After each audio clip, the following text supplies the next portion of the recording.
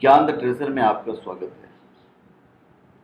और हम आपको बताएंगे कि रियल एस्टेट की खरीदारी और बिक्री का जो समय है उसका निर्धारण कैसे करें। देखिए, अगर आप मौजूदा परिस्थितियों में रियल एस्टेट में निवेश करने जा रहे हैं तो सबसे पहले ये बात समझ लीजिए कि रियल एस्टेट तत्काल धनी बनने का रास्ता बिल्कुल नहीं है।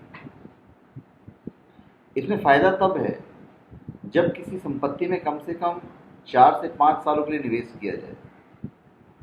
लेकिन रियल एस्टेट में लंबे समय के लिए निवेश करने से पहले आपको ये बात पहले ही तय कर लेनी चाहिए कि इसमें से निकलना कब है। आपको याद होगा कि साल 2008 की शुरुआत में जब भारत में रियल एस्टेट का बाजार अपने शीर्ष पर था तो बहुत सारे निवेशकों ने अपनी प्रॉपर्टी फ्लिप की थी। फ्लिप का मतलब ये है कि कोई प्रॉपर्टी खरीद कर उसके भाव बढ़ने के कुछ महीने तक इंतजार कीजिए, फिर उसे तत्काल फायदे के लिए बेच दीजिए। लेकिन ये अच्छा ही हुआ कि उसके बाद से चलन ही खत्म हो गया। अब तो सुरक्षित और लगातार फायदे का इकलौता रास्ता लंबे समय के लिए निवेश है। अगर आप रियल एस्टेट में निवेश करना चाहते हैं तो आपको रियल एस्टेट बाजार की खासियतों और बुराइयों से बुरी तरह से परिचित होना होगा। अब इतना आसान नहीं रह गया कि आपने खरीदा, बेच दिया और कमा लिया।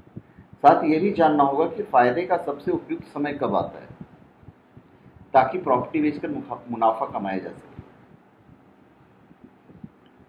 रियल एस्टेट में निवेश करने वाले निवेशकों को इन्वेस्टमेंट होराइजन यानी खरीदारी और दोबारा बेचने की अवधि का निर्धारण कर लेना पड़ेगा।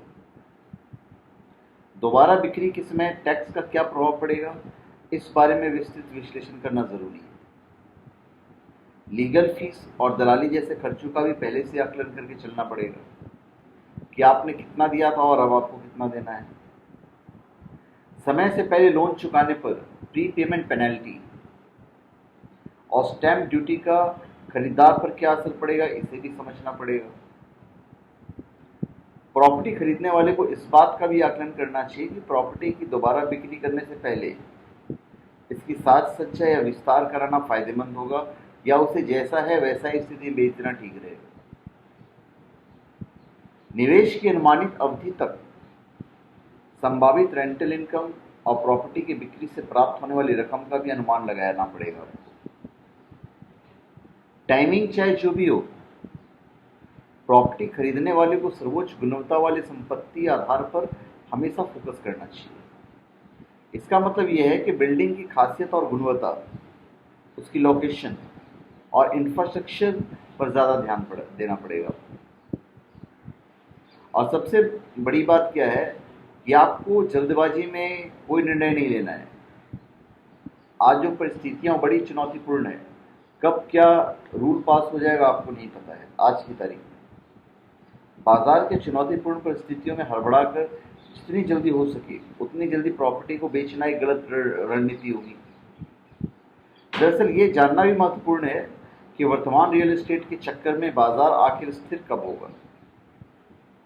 जब आप इसका आकलन करने में सक्षम हो जाएंगे तो आप रियल एस्टेट की खरीदारी करके कामयाब और फायदेमंद एग्जिट कर सकते हैं।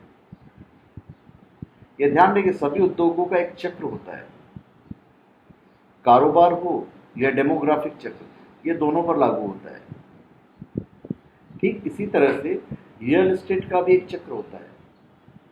इस दुनिया में सबसे ज़्यादा लाभ तब कमाया जा सकता है जब खरीदारी ऐसे समय में और सस्ती दरों पर की जाए जब कोई इसे खरीदना नहीं चाहता हो, और इसे ऊंची कीमत पर तब बेचें जब मांग में मजबूती दिखाई दे रही हो।